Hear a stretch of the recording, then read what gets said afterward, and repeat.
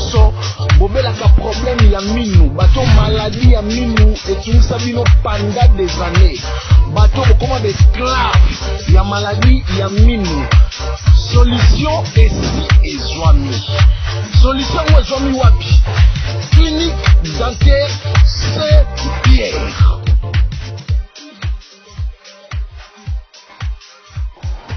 Docteur Harry Luciano Mwende, chirurgien dentiste congolais vivant en herbe. Je représente la clinique dentaire Saint-Pierre. Nous sommes situés au niveau au croisement des avenues Nuléry et Goma numéro 5 dans la commune de Lingoual, en face de la Jean Roman, juste au sein de l'immeuble Albertus Ouest. Nous disposons du service suivant: la dentisterie opératoire, la prothèse dentaire, la parodontologie, la pédodontologie et l'orthodontie. Je vous invite tous à venir nous consulter car vous allez bénéficier d'une prise en charge de qualité. Clinique dentaire Saint-Pierre. Yangonde et bongisami pour la solution mine na biso chez le docteur Alain Kindembe. Papa, maman, jeune fille, jeune garçon, yo muto maladie à minou et si la kate. Yo muto na problème ya minou. Solution ezaka kesika moko. Voilà, bonjour très chers internautes, bonjour amis téléspectateurs, bonjour la bande de Renault sur s'abonner à RKM Télévision, merci pour la confiance au Bozo Pesabiso, au Bozo continue toujours au Pesabiso, et Vodi Luzamba, notre caméra humaine à caméra, merci pour la confiance, j'espère que tout le Congo, émission à bino actualité politique, dans le République démocratique du Congo. Il y a de cela 2 jours, son excellence, monsieur le président de la République, Félix Antoine Tshisekedi Tshilombo, a outil pour ça le discours, il y a état de la nation. Le discours état de la nation, les Congolais, on a belé, on peut le bazui, tant qu'on l'a on peut analyser dans le ligne na bango. Est-ce que le discours, il y a état de la nation, oh son excellence, le président de la République a outil pour ça là, et je est-ce qu'il y a un mythe ma Congolais, tout topé. Et ça, c'est vraiment toujours le belé là, à travers notre émission, tout le belé Congo, 100% analyse. Donc 100% analyse parce que, quand il y a le bilan, il y a Congolais, il y a année 2024, il y a peine positif. Toujours l'année 2024, il y a peine positif. Congolais, année 2024, le lot aux alliés, à passer un moment tellement compliqué, un moment tellement difficile, chômage et augmentation de moka, l'élo, tout ya kuluna, est tellement élevé malgré l'élo, tout le monde opération d'abo, opération zéro kuluna, initié par le ministre de la Justice, Constant Moutamba, Samaboko, Makassi, son excellence Constant Moutamba, a initié opération d'abo, et l'élo, tout le monde quand même que l'opération des autres quand même et si comme malé mais parce que peine de mort les gens va kangier pour nous là il y a que les gens sous la maramoute de bâtir en prison après avoir remission pour le kata sous papa batu au kata sous maman batu machette marambe belé té la minute ça c'est la jure pour nous là il y a que directement peine de mort au pays. Je pense que c'était meilleure décision d'après là et ça meilleure décision les lots oyo. Son excellence, monsieur le ministre de la Justice, Constant Moutamba, a joui parce que ça n'est de trop. Ça n'est de trop le lot où commis que Congolais comme banga kotambo na propre mboka na ye à cause de la rébellion à cause de l'eau songolo pakalate ma cause ya bana kuluna à cause de la kuluna au monde que muta commis na crainte moko boye pour na kotambo na mboka na ye. C'est tellement compliqué. Et c'est tellement bizarre. Et le nom, je pense que décision wana, Oyo, son excellence Constant Moutamba Zui, une très bonne décision. Merci na service à la police. Oyo, le lobo osala musala wana, toke na bongo. Et on a vraiment malamu. Tous on a discours, il y a état de la nation, il y a son excellence, monsieur le président de la République, Félix Antoine Tshisekedi Tshilombo. Ba vie à ba Congolais est à partager. bamususu balobi topesa eta bamususu balobi ye azaka moto ba promesse depuis premier mandat aprometa a réalisé te deuxième mandat yango tokende déjà malembe asengi lisusu ete omoni na retransformer Congo. Est-ce que la République démocratique du Congo sera transformée dans bas discours, dans bas promesses, ou bien la République démocratique du Congo sera transformée dans bas réalisation, dans bas faisabilité ya makambo ezolobama? C'est ça le problème. Il se pose un problème dans la kata mboka na biso. Parce que un problème il y a révision à la constitution. On est dans le kita. Vie sociale, il y a des Congolais. Tous nous, et vous dites que c'est vu, on passe à nous, à vie, il y a Louis France, vous êtes qui ça? Un journaliste, patron de la CML 13 télévision. Après le discours de l'État de la nation, la chef de l'État, il y a peut-être un vie. Tout le monde, Louis France, vous êtes qui ça? Comme ça, tout le monde. Le premier indicateur pour évaluer la sincérité et la rationalité du discours du président de la République sur l'état de la nation, c'est d'abord à travers la politique comparée. Chers Congolais, c'est lui qui vous dit que le président a un bilan positif. Vous deviez mener les débats sur ces éléments de la politique comparée que j'ai ici pondu. C'est simple. Comment on peut avoir un bilan positif alors que vous êtes à la tête d'un pays le plus pauvre au monde? Comment? Indice de pauvreté très élevé. Excusez-moi, comment vous pouvez, Excellence Monsieur le Président, vous pouvez dire aux Congolais que vous avez amené l'émergence et que votre bilan serait positif dès lors que nous sommes le pays le plus pauvre au monde? Quel paradoxe. Deux, Monsieur le Président, vous dites non, sur le plan agricole, vous avez aménagé, vous avez mené des travaux, des constructions, de ceci. Mais nous sommes le pays ayant le taux le plus élevé de malnutrie. C'est pas un Bouba. C'était à lobby, bientôt les études. Monsieur le Président, deuxièmement, laissez-moi terminer s'il vous plaît. Vous avez donné l'impression d'avoir été au début du mandat et que vous étiez en train de prononcer votre discours de campagne. Excellence Monsieur le Président, on appelle ça discours sur l'état de la nation. Et non ce que sera la nation. Il y a une grande confusion. Excusez-moi, c'est avec beaucoup de respect que je m'adresse à vous. Monsieur le Président, il y a une nuance entre le discours de la campagne d'un candidat président qui a des projections sur la vision de gouvernance une fois à la tête du pays, sur ce que serait le pays, sur ce que serait l'État, et le discours sur l'état de la nation qui fait l'évaluation de tous les efforts du développement, de tous les efforts annuels, je vais dire, de la construction du pays.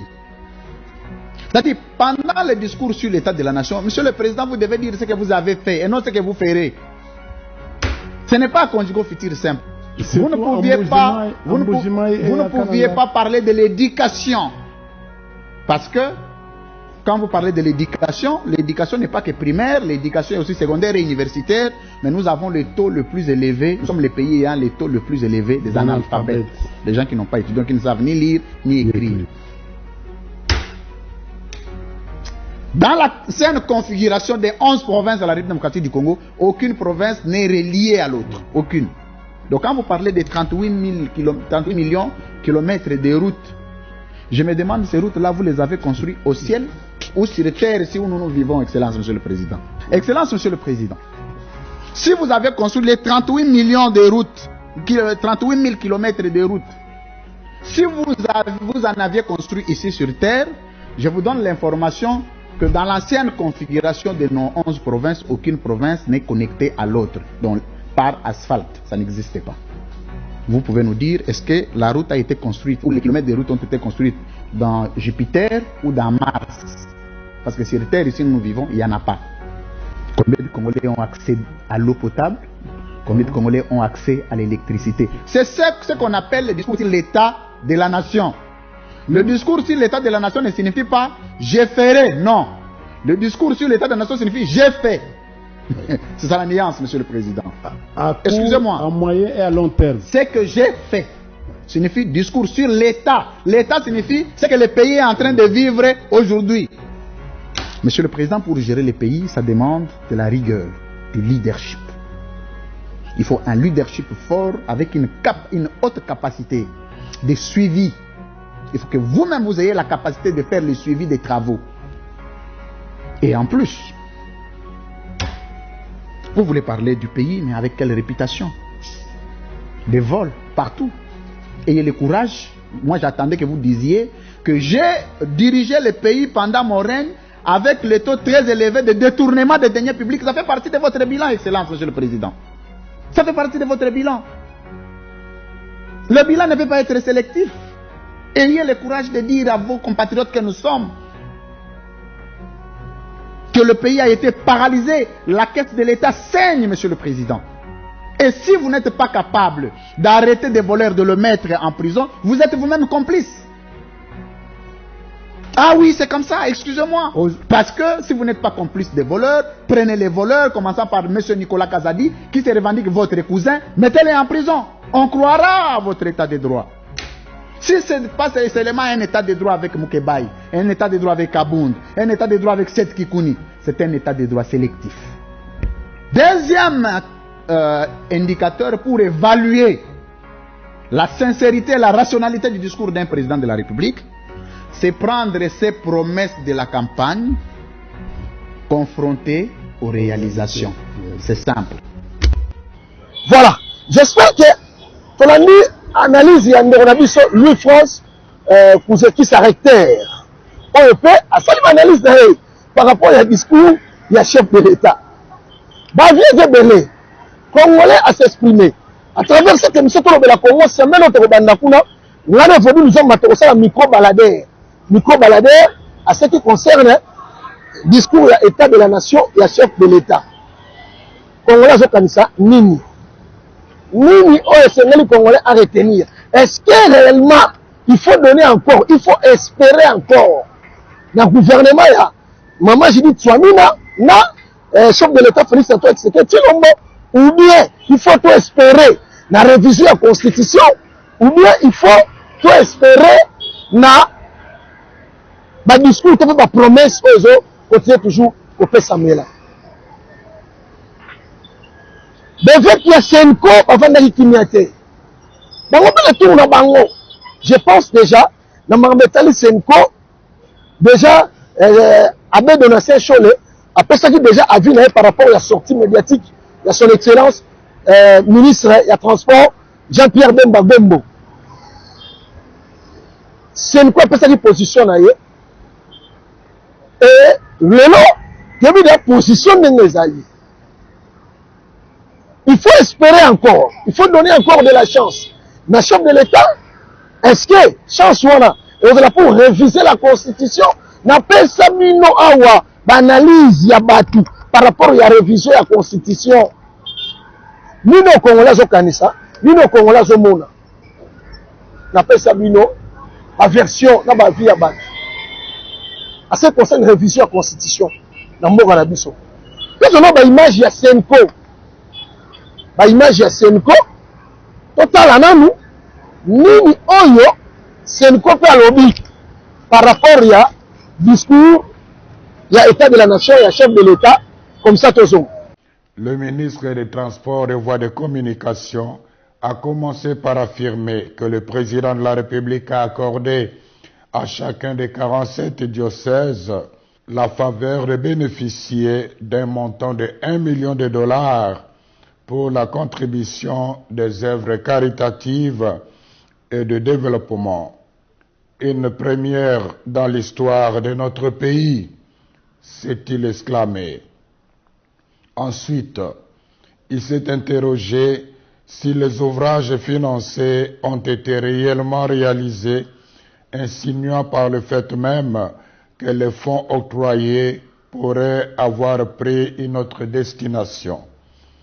Nous comprenons bien l'ironie cachée derrière une interrogation apparemment innocente. Nous déplorons cette sortie médiatique émaillée d'allusions, d'attaques et des procès d'intention contre l'Église catholique en République démocratique du Congo. Nous sommes affligés de constater que M. Bemba ne maîtrise pas les dossiers des projets financés par le Trésor public à la demande du chef de l'État. Au nom de la sagesse élémentaire, il aurait intérêt à s'informer davantage avant de prendre publiquement la parole. Revenons aux faits.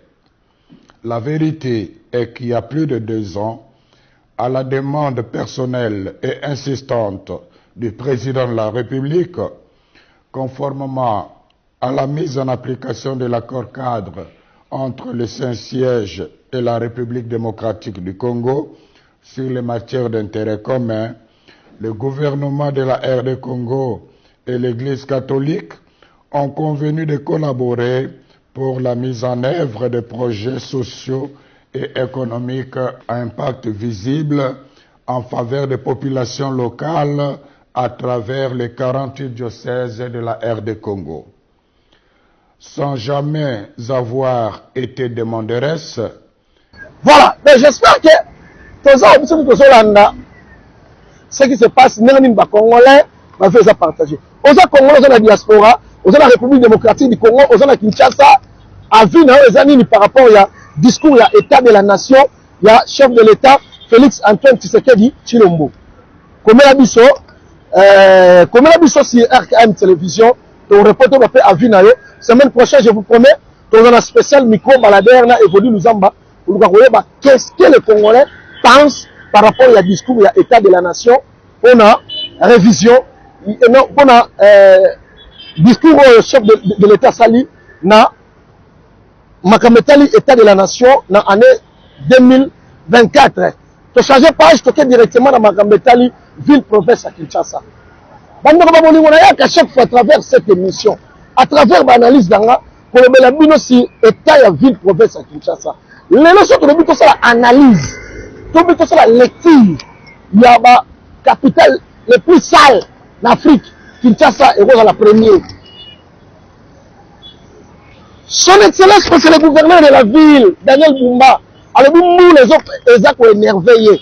Parce que nous, la même de ça, ceux qui vont lancer la misala, ceux qui vont le mettre misala ne se bébé. Mais on a passé plus de 3 mois à saison sèche. Misala ne traîne que ça le matin. Mais les gens sont misala ou et vous savez le matin, moment il y a moula, les gens est comme une raison. Oh ok, n'est-ce pas bandeko. Les Congolais ont souffert, Kinois ont souffert, moula ont bêta. Ça crée des dégâts, l'érosion par-ci par-là. Il y a des morts partout dans la ville de Kinshasa. Pour la nuit parce que Bakanivo, ils ont bouché, Makambe belé. Nous les bêtes la semaine passée, votre la image, il y a boulevard du 30 juin, plus précisément, dans la place royale. Dans l'immeuble de la place royale, dans le Sony, maille partout, maille zombie, même dans ça m'a belé. Boulevard de commission unique.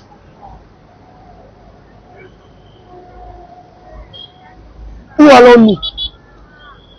Qu'est-ce que nous avons? Qu'est-ce que nous avons les le nom embouteillage comme la ville province à Kinshasa. Et donc, on a 8 heures. Si on a un rendez-vous à 10 heures, le mois 6 heures. Parce que l'embouteillage de Kinshasa est occupé sous place. Et comme le voit qui m'a envoyé, comme on vit de embouteillage, donc je les athées à Kinshasa. Tout ça, gouvernement provincial, la zone monatée. Pour la reconstruire Banzela comme ce Banzela, nous la paix à Ramtezoboma. Est-ce que nous l'avons mettre à chaque jour? Nous l'avons mettre à chaque jour. Son Excellence Daniel Bumba, vice-gouverneur Edi Yeli. On va kino, on va se répondre à mieux, on va discuter. On va kino, on va se répondre à bino, et ça, oh, bino, bon, salaté. Il y a un bino, bino, rosalani. On a critiqué Ngobila, oui, mais les gens ont la bila et Ngobila. Mais parfois Daniel Bumba Edi Yeli. Vous me dites Ngobila, qui est Daniel Bumba, qui a Edi Yeli. Embouteillage, la Kinshasa, n'a évité. Comment on dit Kindoke, comment on dit Koloka?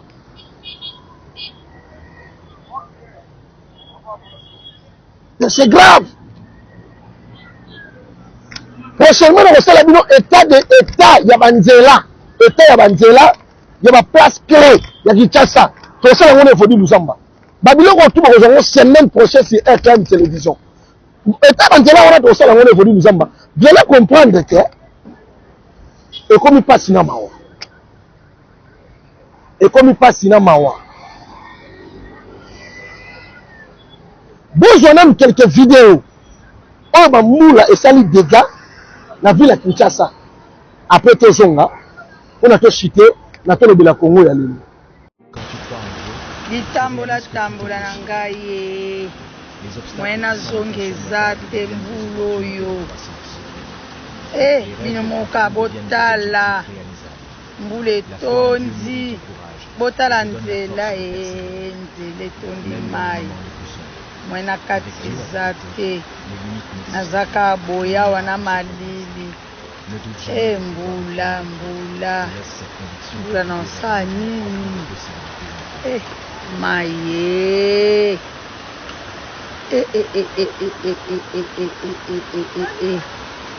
mai no kendenge nini mwena lekeza te ebale tondi na mtu nafande na ngai nakende kaka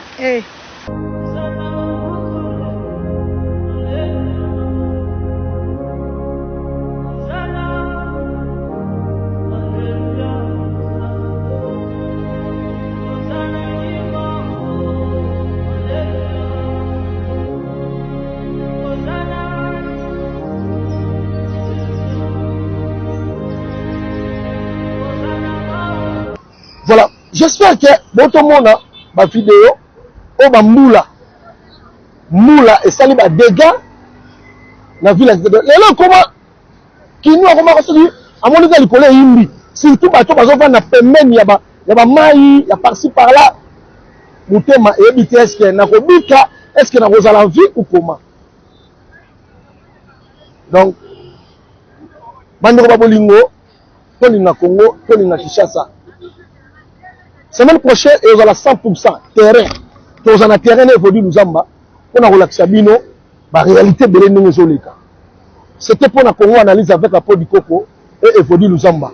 Merci de maman Ritz Kindembe depuis Londres. Hein? Merci maman Sylvie pour qu'elle mène la Georgienne, États-Unis, Atlanta. Tu peux sur moto mère. Eh ben no bangoyo. Mère décembre bangoyo. Donc maman Sylvie pour qu'elle mène. Merci. Tokutani prochainement Kakana.